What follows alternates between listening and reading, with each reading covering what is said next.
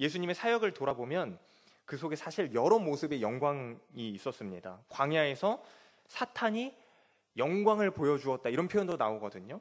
그러면서 유혹하기도 했고, 실제로 우리 인간적인 측면에서 볼 때는 수많은 무리가 따르기도 했습니다. 팬덤이 형성이 된 거죠.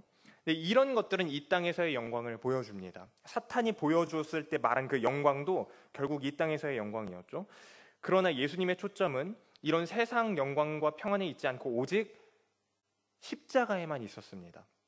십자가의 길은 대속을 위한 길입니다. 죄로 인해서 끊어진 인간과 하나님 사이를 대신 죽음으로, 대신 하나님과 끊어지는 고통 속에 들어감으로 이어주는 것이 예수님의 사역입니다. 예수님께서 예수님께 어떤 사람들은 예수님 하나님이니까 십자가 뭐 그냥 이렇게 하나님인데 뭐 지는 거 뭐 그냥 질 수 있는 거 아니야? 이렇게 말하는 사람도 있어요. 옛날부터. 근데 아닙니다. 예수님께 십자가가 고통인 이유가 바로 여기 있습니다. 주일에도 목사님을 통해서 들었듯이 실제로 몸을 찢기는 고통도 당하시긴 하지만 이것도 아픈 거 맞는데 그것뿐만 아니라 육신의 고통이 두려워서 그런 게 아니라 하나님과의 단절을 겪게 되기 때문에 두렵고 고통스러운 겁니다. 근데 그걸 예수님이 그 길을 걸어가시는 것이죠. 결국 본문이 우리에게 말해주고자 하는 영광에 대한 답은 여기 있습니다. 가룟 유다가 예수님 곁을 떠나 밖으로 나간 것을 시작으로 본격적인 죽음으로 이제 예수님이 길을 가게 되시는데, 다시 말해서 십자가의 길이 시작되는 건데 그게 영광의 시작이다라는 말입니다. 그 모든 계획을 알고 계셨던 예수님이 유다의 계획을 알고 계셨던 예수님이 그를 어떤 방법으로든 신적인 어떤 능력 이런 걸 써가지고 차단하거나 그렇게 하지 않으시고 십자가형을 당하시는 그 결정을 한 것, 그렇게 이 땅에 오신 목적대로 하나님 아버지의 뜻에 순종해서 그 죽음의 길, 그 고난의 길을 가기로 한 것이 영광입니다. 그리고 이를 통해 하나님도 영광을 얻으셨다라고 말합니다. 그러니까 우리가 영광이라고 할 때 그 영광이 뭔지를 여기서 정확하게 짚어주는 거죠. 이 구절이 32절에서는 하나님이 그렇게 영광을 받으셨다면 하나님도 그에게 영광을 주실 것이다 이렇게 말씀을 하십니다. 32절인데 만일 하나님이 그로 말미암아 영광을 받으셨으면 하나님도 자기로 말미암아 그에게 영광을 주시리니 곧 주시리라.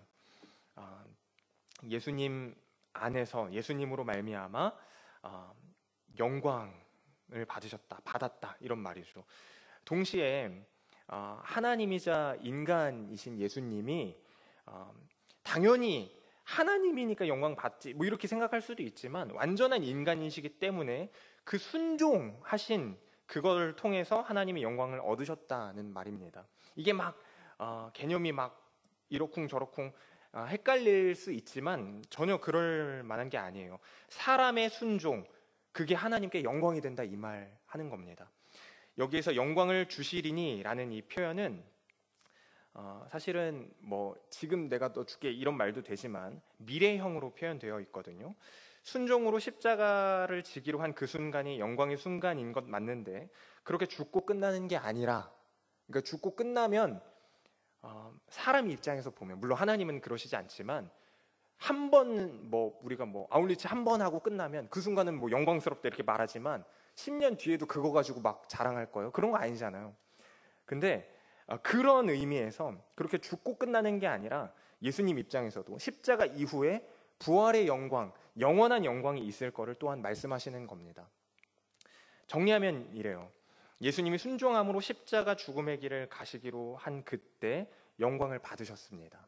유다가 떠날 그때 지금 영광을 받았다 이렇게 표현을 하셨으니까. 그리고 그런 예수님으로 인해 하나님이 영광을 받으셨습니다. 그렇게 영광 받으신 하나님은 예수님을 죽게 하고 끝나는 게 아니라 영원한 생명, 물론 예수님 영원하신 분이니까 영원함인데 부활로 이어지게 하실 것입니다. 그리고 그게 우리에게 영원한 생명으로 이어지게 하실 것입니다.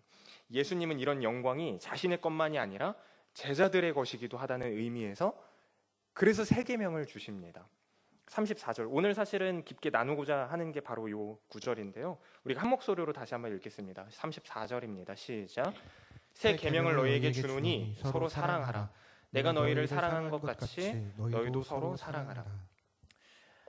여기에서 예수님은 특별히 서로 사랑하라 이렇게 하셨습니다.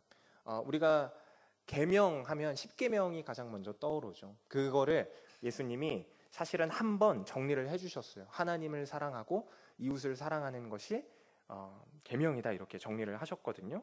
근데 여기에서 보면 새 계명을 준다 이렇게 말씀을 하세요. 그러니까 옛날 계명이 있고 새로운 계명이 있다 이런 말이잖아요. 여기서 새 계명은 어떤 추가되는 개념이라기보다 당연히 이어지는 맥락에서 하나님이 예수님의 십자가 사건 그 부활 이후의 삶을 살게 될 우리에게 하나님의 마음이 뭔지 그걸 다시 한번 예수님의 말씀으로 정리하시고 표현하신 겁니다. 우리에게 그렇게 제시하시고 주신 거예요. 특별히 서로 사랑하라. 이게 그래서 같이 나누고 싶은 건데 서로라는 것의 의미는 당연히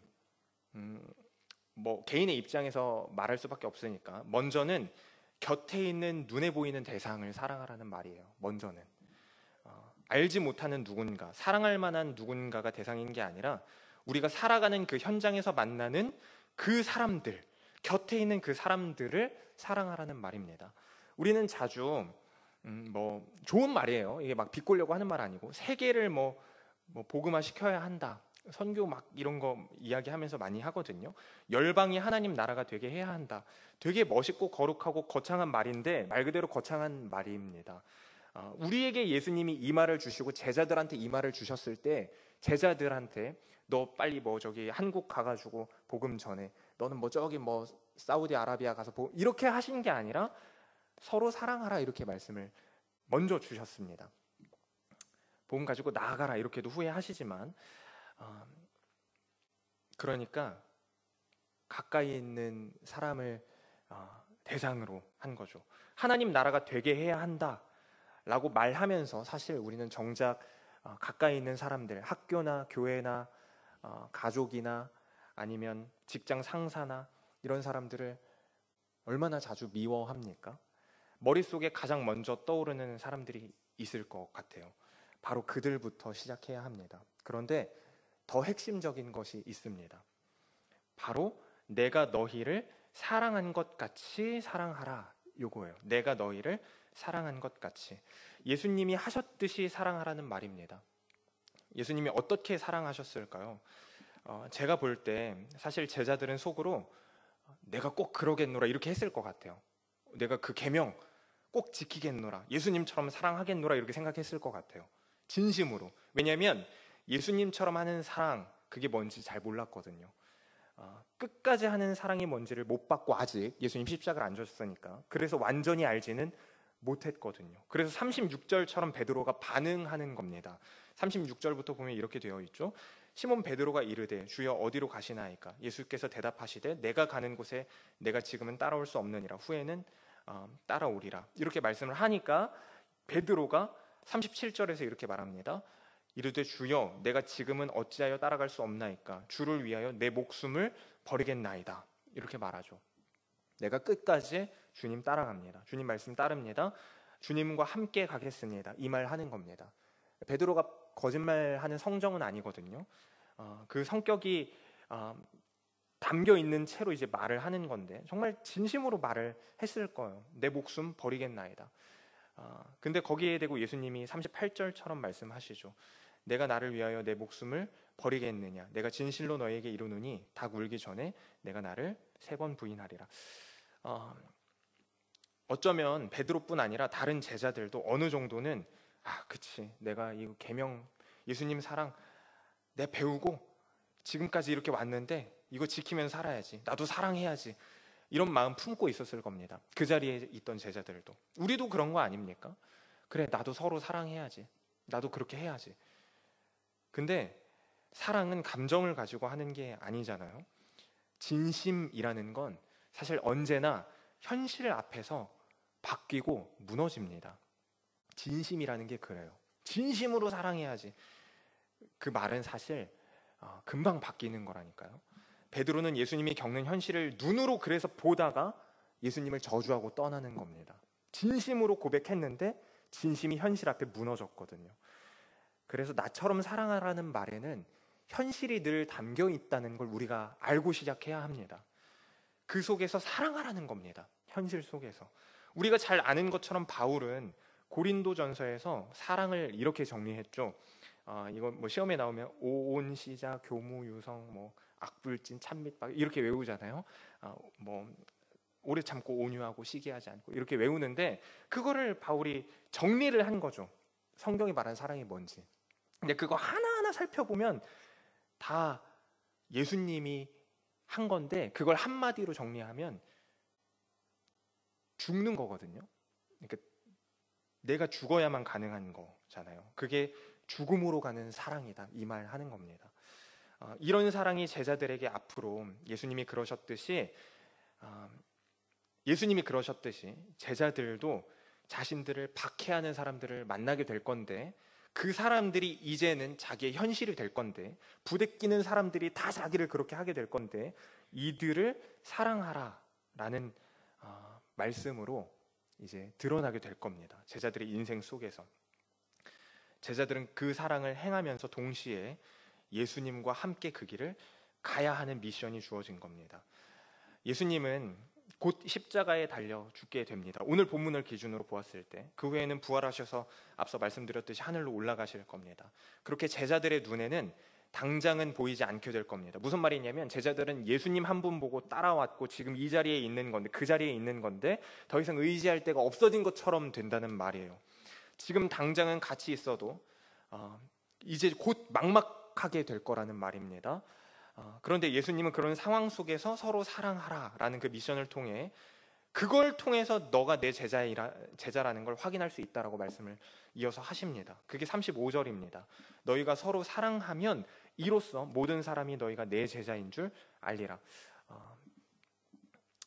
이 말씀은 그 자리에 있던 제자들에게만 적용되는 말씀이 당연히 아닙니다. 우리에게도 역시 서로 사랑하라는 말씀이 주어진 겁니다. 자신을 꺾고 오직 순종함으로 자기 십자가를 지라라는 말과 똑같은 거라고 우리가 방금 나누었잖아요. 그렇게 예수님은 십자가를 지심으로 우리를 향하신 그 사랑을 드러내셨고 우리의 죄를 담당하셨고 그 길을 걸으셨습니다. 물론 우리가 예수님과 같은 대속제물이 되라는 말은 아닙니다. 우리가 뭐 십자가 그러면 져야 되는 그런 건 아니죠. 근데 다른 말로 같은 의미에서 자기 십자가를 지라 그 말을 따르는 것, 새 계명인 서로 사랑하라는 말과 자기 십자가를 지라는 말과 이어서 보는 것, 그것을 우리가 해야 하는데 그거 어떻게 하는 건지 한번 나눠보고 살펴보고 마치도록 하겠습니다. 사랑에 대해 고린도전서를 앞서서 보았는데 사실 갈라디아서 6장에도 비슷한 맥락에서 나오거든요. 갈라디아서는 예수님의 새 계명을 이렇게 풀어서 설명을 해요. 너희 짐을 서로 지라 그리하여 그리스도의 법을 성취하라. 바울이 이렇게 정리를 합니다. 너희 짐을 서로 지라 그리스도의 법을 그렇게 성취해라. 서로 사랑하라는 건 나의 곁에 보내어진 자들, 보냄받은 곳에 있던 그 자들을 향한 것이라고 말씀드렸듯이 그러면 이제 더 나아가서 그 자들의 짐을 또 함께 지는 것으로 이어진다는 겁니다. 그것이 예수님의 법을 성취하는 것이라는 겁니다. 그렇게 사랑하는 마음으로 순종하면서 태국에 가신 선생님들이 이제 지금 여기 와 있잖아요. 정말 소중하고 감사한 일입니다. 그러나 잘 알다시피 사람 개인의 실력으로 이루어지는 건 없습니다.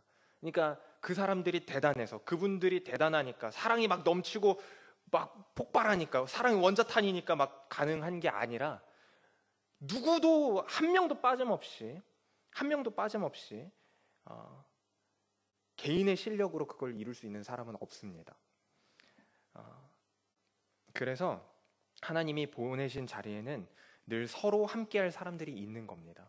혼자만은 할 수 없기 때문에 그렇게 우리는 예수님이 말씀하신 영광에 참여할 기회를 사실은 매 순간 선물로 받습니다. 그리고 지금까지 나눈 이 말씀들이 우리의 현실이 된다고 하더라도 이 말씀을 통해서 오늘 나눈 말씀을 통해서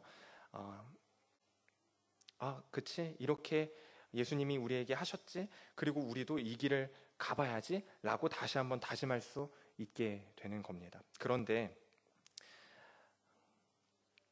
맞아요. 태국 선생님들, 아이들 생각하면 맞아요. 우리 부대끼는 사람들, 맞아요. 이웃들, 직장 상사들, 그래, 맞아요.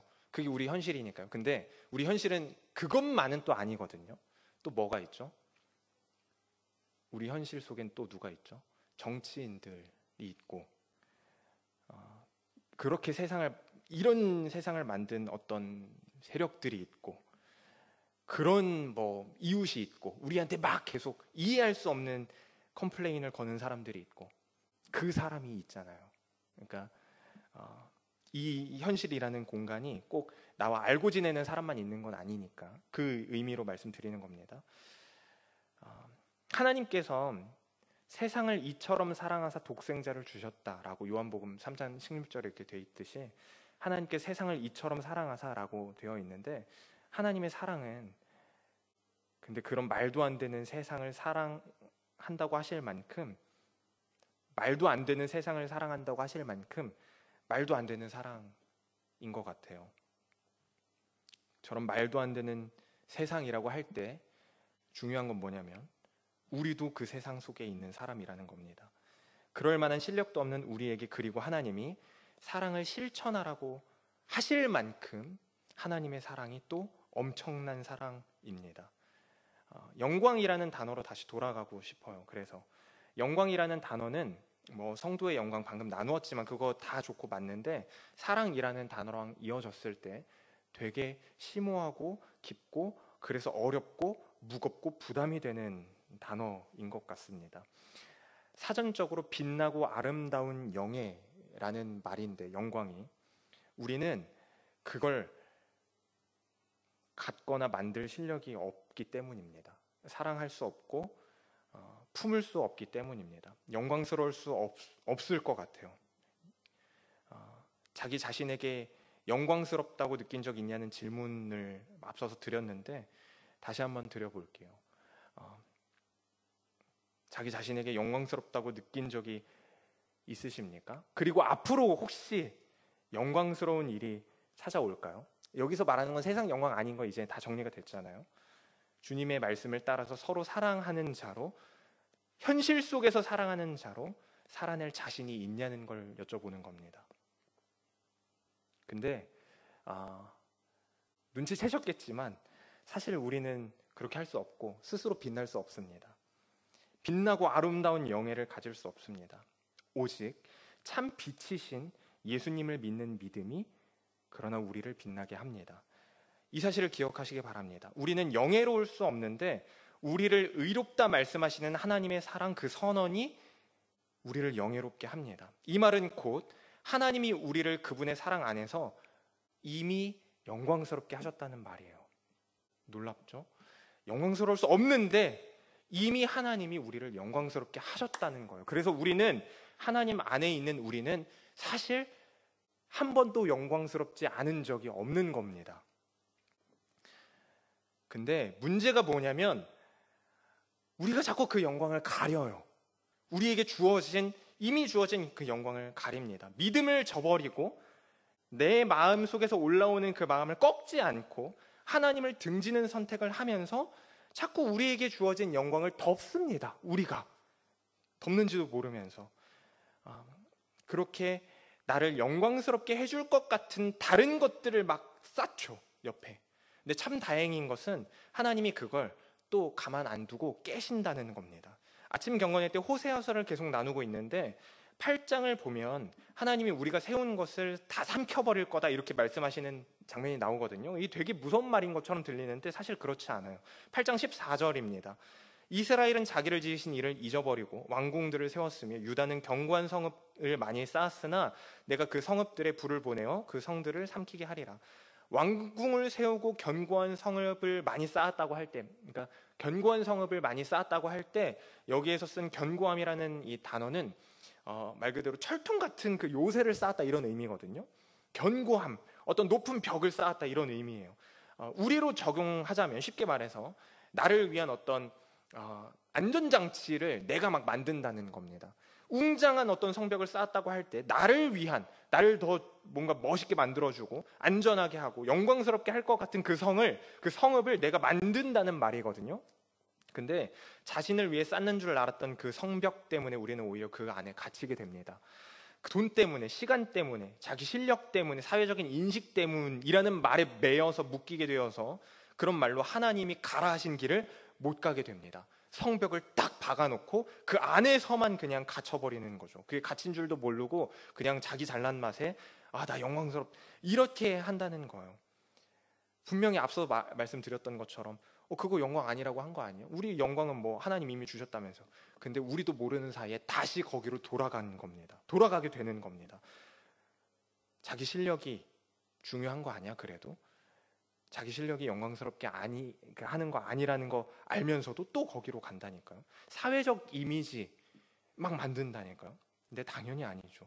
하나님은 그 어차피 무너질 건데 그 어차피 무너지고 사라질 것들을 더 늦기 전에 더 빨리 내가 삼키고 무너뜨리겠다, 이렇게 이스라엘을 향해서 말씀하셨습니다. 그게 그리고 은혜인 거죠. 더 늦기 전에, 더 시간을 허비하기 전에 하나님이 우리 실력으로 쌓은 그 성벽들을 스스로 제대로 지키지도 못하면서 우리가 막 멋있는 것처럼 생각하고 지은 그것들을 하나님이 부시신다는 거죠. 아버지이신 하나님이 그것을 허무신다면 그건 곧 은혜입니다. 내가 너의 보호자가 되어줄 거야. 내가 너의 영광임을 너가 알아야 돼 라는 말이기 때문입니다. 그래서 우리가 만든 성벽은 경건의 때 다 나눈 거잖아요. 언제고 허물어져도 괜찮은 겁니다. 허물어질 때 괜찮아지는 겁니다. 허물어져도 괜찮고 또 허물어질 때 비로소 괜찮아지는 겁니다. 성벽이 무너져야 우리에게 주어진 그 영광, 이미 주어진 그 영광, 하나님의 자녀로의 영광이 또 드러나게 됩니다. 그 가식과 거칠에 허망한 것들로 쌓은 성벽이 무너져야 주어진 새 계명, 서로 사랑하라는 말씀을 또한 비로소 제대로 실천할 수 있게 되는 겁니다. 사랑할 수 없는 너희를 내가 끝까지 사랑한 것처럼 너희도 서로 사랑하라. 그게 십자가 부활로 사랑을 완성하신 예수님이 주신 새 계명입니다. 사랑할 수 없는 자, 앞서 말씀드렸던 것처럼 우리 현실 속에 있는 사랑하면 오히려 안 될 것 같은 그 사람을 사랑하라. 되게 좀 힘들죠. 그 이상하죠. 한편으로는 그래서 황당하죠. 근데 그 명령을 우리에게 주시는 이유가 있습니다. 그 의미는 죽음까지 이긴 나를 믿으라라는 겁니다. 갑자기 일로 갔지만 사실은 다 했던 거거든요. 내가 너를 사랑하는 거 그렇게 이상하고 한편으로 황당한데 그런 너를 내가 사랑한 것처럼 너도 그렇게 해라. 너 못한다고? 아니야. 나와 같이 가자, 이 의미입니다. 계명이라는 게 그렇습니다. 새 계명을 주노라 할 때 계명이 우리는 뭐 법, 율법 뭐 이렇게 생각하잖아요. 계명은 우리가 다 지킬 수 있을 줄 알고 주시는 거 아닙니다. 애초에 우리에게 그걸 다 지킬 실력도 없고 그래서 구원받을 자격이 없는 겁니다. 하나님이 십계명 주실 때 부살간도가 뭐죠? 부모를 공경하라, 살인하지 말라, 간음하지 말라, 거짓 증언하라. 이거 우리가 다 지킵니까? 다 지킬 수 있는 사람 한 명도 없어요. 거짓말 한 번도 안 한 사람 없죠. 매 순간 우리는 거짓말합니다. 매 순간 우리는 속입니다. 매 순간 간음하고 매 순간 부모를 원망합니다. 우리에게 주어진 현실을 그렇게 왜곡하는 데 최선을 다합니다. 진짜 원망할 수밖에 없는데 이렇게 말하죠. 그래서 우리가 구원받을 자격이 없는 거예요. 율법도 다 못 지키면서. 율법 구원받을 자격이 율법을 지키라는 것은 그걸 지키라는 거거든요. 죄인의 삶이 아니라 자유인의 삶이 거기 달렸다, 이 말을 하는 거거든요. 근데 우리 다 지킬 실력이 없습니다. 근데 그런 우리를 살리신 하나님의 사랑이 그러므로 얼마나 큰 건지를 또한 볼 수 있습니다. 그리고 사실 이게 계명을 주신 이유입니다. 이해가 되시나요? 제가 좀 약간 두서없이 말씀을 드린 것 같은데 계명 우리가 다 지킬 수 없고 지킬 수 있을 줄 알고 주신 것도 아니지만 그럼에도 우리는 이걸 지켜야 된다는 거예요. 그래야 의로운 거거든요. 하나님이 정하신 의, 하나님의 의가 그런 거거든요. 우리는 하나님의 의 속에 들어가야 되거든요. 근데 우리는 못 들어가요. 실력이 안 돼서. 하나님이 왜 주셨을까요? 너 이렇게 답답한 놈, 넌 죄인이야, 나가 죽어라, 이런 의미로 주신 걸까요? 물론 그것도 의미가 있어요. 내가 죄인임을 확인하는 거. 근데 더 중요한 건 뭐냐면 그럼에도 내가 너를 어떻게 사랑하는지를 이걸 통해서 봐봐, 이거예요. 새 계명 우리 못 지켜야 되는데 지키기 힘듭니다. 근데 그때마다 우리가 생각해야 되는 게 바로 그거예요. 나를 하나님이, 나도 하나님이 이렇게 사랑하셨구나. 어차피 못 지키는 거 그냥 안 해버린다 하는 건 정말 바보 같은 거고요. 더 나아가서 내 실력으로는 지킬 수 없지만 그럼에도 하나님이 우리를 사랑하시는 그 사랑 안에서 계명을 주셨다는 걸 믿고 이 꽉 깨물고 지켜보려고 발버둥 치는 게 중요합니다.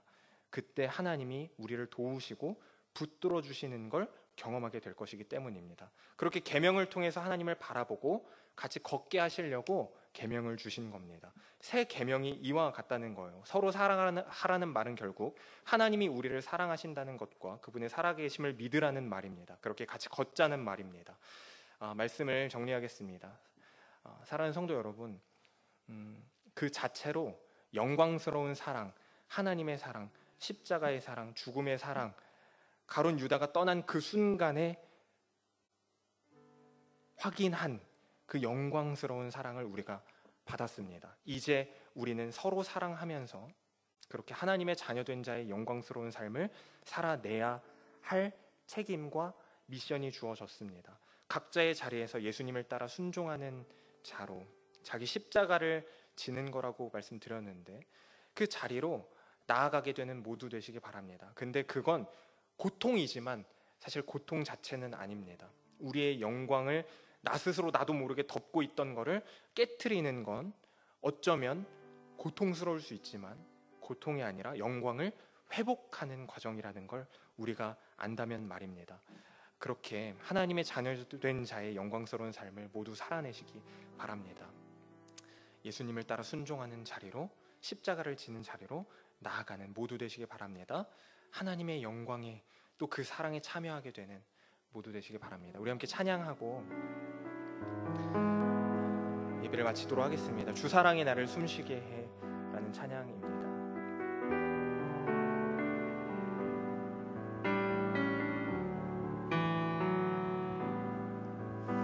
주 사랑이 나를 숨쉬게 해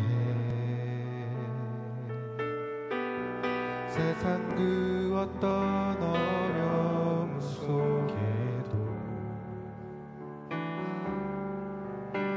주 은혜로 나를 돌보시며 세상 끝날까지 지켜주시네. 주 사랑이 나를 이끄시네. 주 사랑이 나를 이끄시네. 서로 사랑하라는 그 갈 수 없는 내가 갈 수 없는 그곳으로 주의 사랑 나를 붙드시네. 주의 사랑 나를 붙드시며 세상 끝날까지 인도하시네. 주님만이 내 아픔 아시며 주님만이 내 맘 어루만지네. 어느 누구도 나를 향하시 주님의 사랑을 끊을 수 없네. 주님만이 내 능력이시며 주님만이 나의 구원이시네. 주님만이 나의 구원이시네.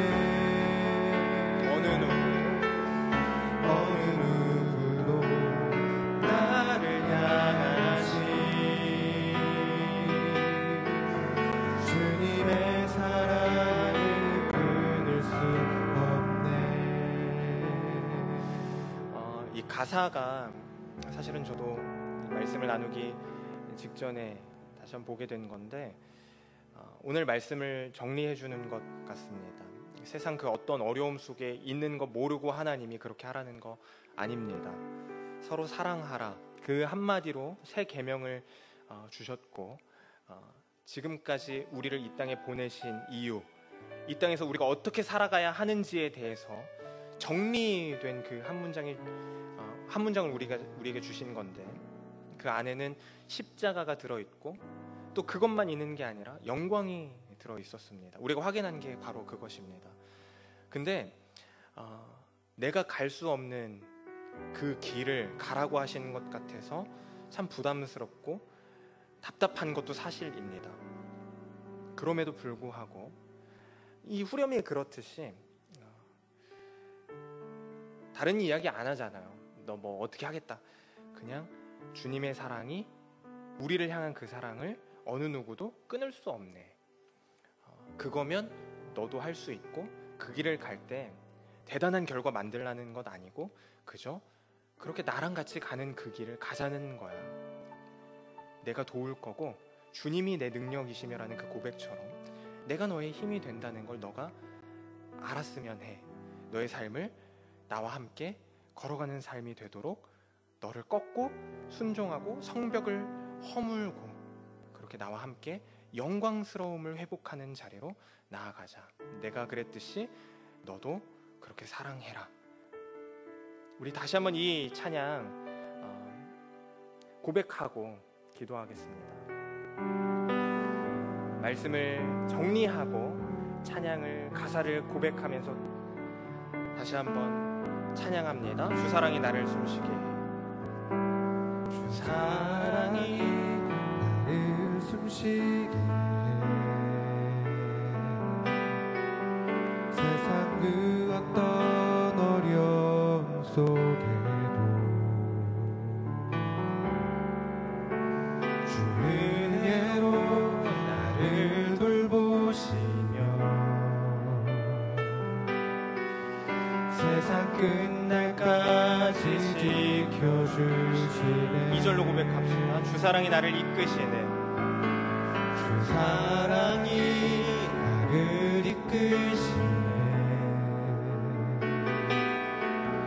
내가 갈 수 없는 그곳으로 주의 사랑 나를 붙드시며 세상 끝날까지 인도하시네. 주님만이 내 아픔 아시고 주님만이 내 아픔 아시며 주님만이 내 맘 어루만지네. 어느 누구도 나를 향하시 주님의 사랑을 끊을 수 없네. 주님만이 내 능력이시며 주님만이 나의 구원이시네. 어느 누구도 나를 향하시 주님의 사랑을 끊을 수 없네. 살아계신 하나님 감사합니다. 하나님이 세상을 이처럼 사랑하사 우리 가운데 독생자를 보내셨고 그렇게 십자가의 길을 가게 하셨으니 그 길 위에 또 동참하게 하셨으니 참 감사합니다. 이 고백이 사실은 너무 이상하고 고난의 길이 그렇게 쉬운가? 말은 쉬운 거 아닌가? 라는 생각이 들 만큼 한편으론 어색하기도 한데 그럼에도 오늘 이 말씀 앞에 세우시고 먼저 우리를 향하신 그 사랑이 어떤 것인지를 보게 하시니 참 감사합니다.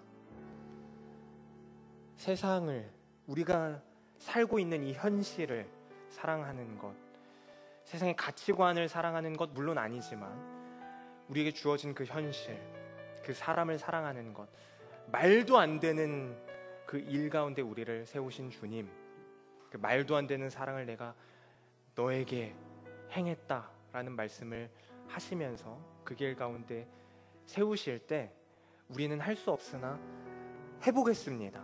발버둥 쳐보겠습니다. 그리고 하나님의 도우심을 구할 때 주님, 다만 우리를 도우시고 주님과 함께 걷는 것이 얼마나 놀라운 일인지를 경험하게 하여 주옵소서. 우리에게 이미 하나님의 자녀됨이라는 영광스러움을 허락하셨으니 나를 위한답시고 쌓았던 그 모든 것들이 무너지게 하시고 우리 스스로 덮고 있던 그 영광이 다시 한번 드러나게 하여 주옵소서. 우리에게 주어진 하나님으로 인한 그 영광스러운 삶을 우리가 살아내게 하여 주옵소서. 다른 어떤 것에서 그 이유를 찾지 않겠습니다. 오직 순종할 때에 드러나는 영광, 내가 죽을 때 드러나는 영광, 그 영광을 우리가 살아내 보겠습니다. 주님 도우시고 늘 날마다 도우시고 방금 찬양한 것처럼 걸을 수 없는 그 길을 걷게 하시고 그 길 가운데에서 더욱더 주님을 알아가게 하시고 그 큰 사랑의 깊이를 느끼게 하여 주옵소서. 매일 그렇게 거기서 오는 위로가 우리에게 있기를 소망합니다. 그렇게 매일 새 힘을 얻기를 소망합니다. 매일 고통 속에서 외칠 수 있는 기쁨을 회복하기 원합니다. 그 말도 안 되는, 세상이 볼 때 말도 안 되는 그 놀라운 삶을 우리가 살아내게 하여 주옵소서. 감사드리며 살아계신 예수님 이름으로 기도합니다. 아멘. 주기도문으로 예배를 마치도록 하겠습니다. 하늘에 계신 우리 아버지여, 이름이 거룩히 여김을 받으시오며 나라가 임하시오며 뜻이 하늘에서 이루어진 것 같이 땅에서도 이루어지이다. 오늘 우리에게 일용할 양식을 주시옵고 우리가 우리에게 죄 지은 자를 사여 준 것 같이 우리 죄를 사여 주시옵고 우리를 시험에 들게 하지 마시옵고 다만 악에서 구하옵소서. 대개 나라와 권세와 영광이 아버지께 영원히 있사옵나이다. 아멘.